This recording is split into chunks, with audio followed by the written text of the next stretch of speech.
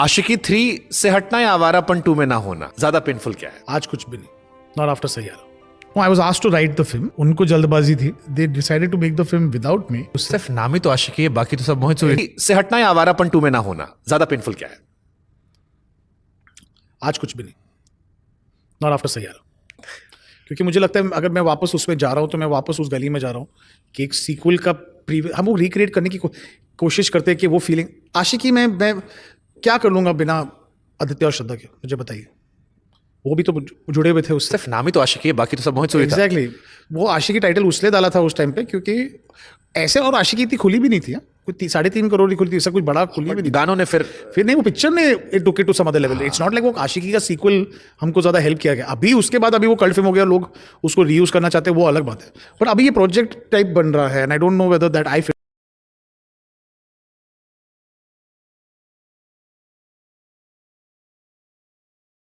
into this. शायद other people do. I don't. You were initially part of Ashiki 3. No, I was asked to write the film and मुझे ना sir after villain ऐसा था कि नहीं यार मुझे पहले स्क्रिप्ट लिखने दो। उनको जल्दबाजी थी, मैंने बोला नहीं मैं स्क्रिप्ट लिखने से पहले अनाउंसमेंट नहीं करूंगा। तो they said we'll move on to another director. I said it's fine. So they moved on to Anurag. I have assisted him also. The other is someone I really look up to. He's a really good director.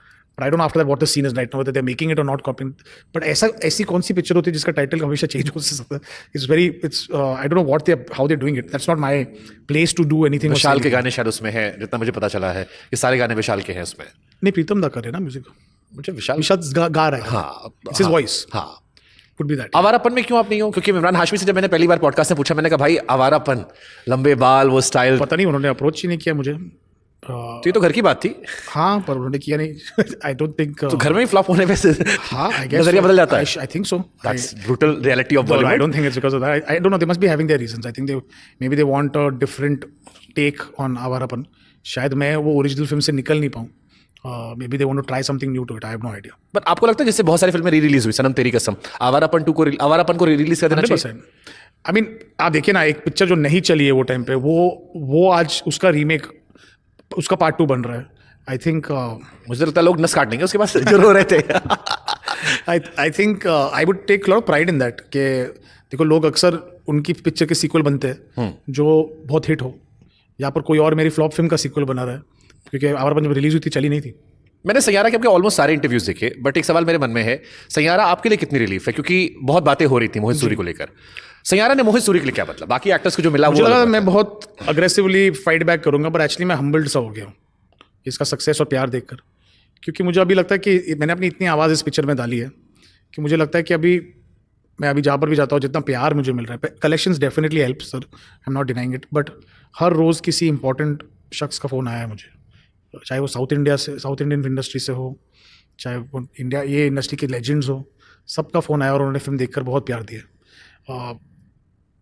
और मैं अपनी wife को ये कहते रहता हूँ कि मुझे ये फ़ोन कॉल लेने दो, बस मुझे मैं हर फ़ोन कॉल ले रहा हूँ, मैं सबसे बात कर रहा हूँ, मैं सबको थैंक यू बोल रहा हूँ, क्योंकि मैं जेन्युइनली अप्रिशिएट करता हूँ कि ये वापस प्यार और हिस्ट्री में नाम आना मेरा, to be in the greats of people like Subhash Ghai, Rahul Rawail, Mahesh Bhatt, Raj Kapoor with Bobby, Rakesh Roshan with कौन है प्यारे, ऐसे लेवल, ऐसे नाम न्यूकमर फिल्म्स जो ऐसे लिस्ट में मेरा नाम मेंशन भी होना चाहिए, मैं नंबर 100 हूँ वो लिस्ट में, उनका नाम भी आना I think is a very prestigious moment for me. तो you think it's a blessing in disguise कि जो पीछे डेंट लगा था, पीछे लोगों का नजरिया बदला था, उसने आपके अंदर और भूख पैदा किया कि मेरे को प्रूफ करना है? 100%। मुझे उनकी वजह से नहीं, मुझे अपने आप को वो जो एक सेल्फ एक हिट होता है कि सब कुछ बुराई कर लो, काम पे कैसे डाउट कर लिया। एग्जैक्टली, मैं अपने आप पे डाउट, मुझे बुरा उस बात का लग रहा है कि मैंने शायद उनकी बात सुनकर अपने आप पे डाउट करने लगा था।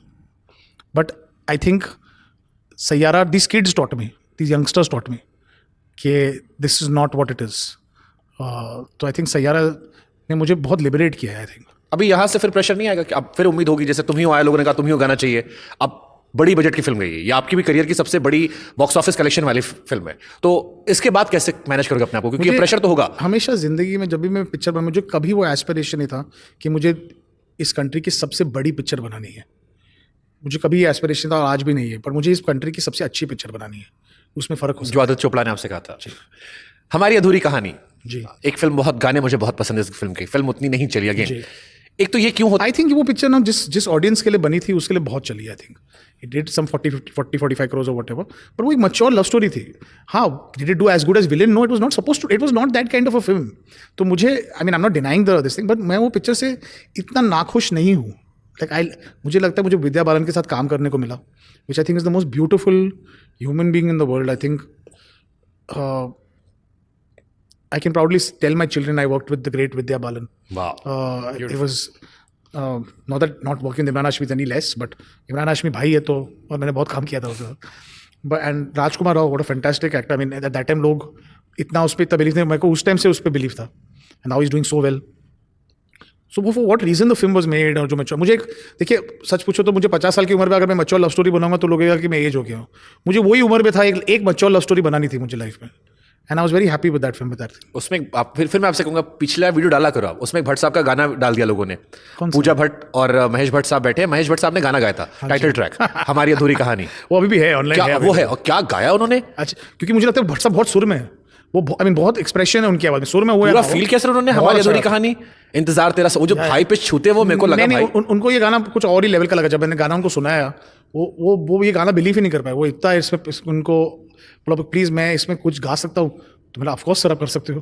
वो फिल्म बनी बिकॉज बहुत अरसों के बाद हमारी कंपनी में कोई डायरेक्टर भट्ट साहब को मिला था जिन्होंने उनके टाइप के सिनेमा बनाया था आशिकी 2 के बाद.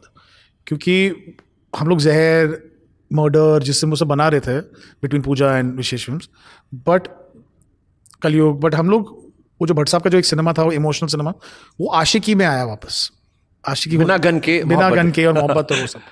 तो जब वो पिक्चर चली तो भट्ट साहब ने कहा था you will be always remembered for making this film, can I have a story, will you direct it for me. तो आपका मेंटोर जो आपको ये कहे तो आई सेड कुछ भी हो सर. तो आफ्टर विलेन चाहे 100, 200, 300 करोड़ हो जाए, मैंने फिर भी कहा नहीं, और बिकॉज उसकी कास्टिंग करेक्ट थी for what role we had to play. Imran Vidyaraj. या एंड वो फिल्म जो उसकी ऑडियंस थी, वो आज भी लोग मुझे काफी लोग रास्ते पे मिलके बोलते that's one of my favourite films. And गाने ऑफ कोर्स. जी.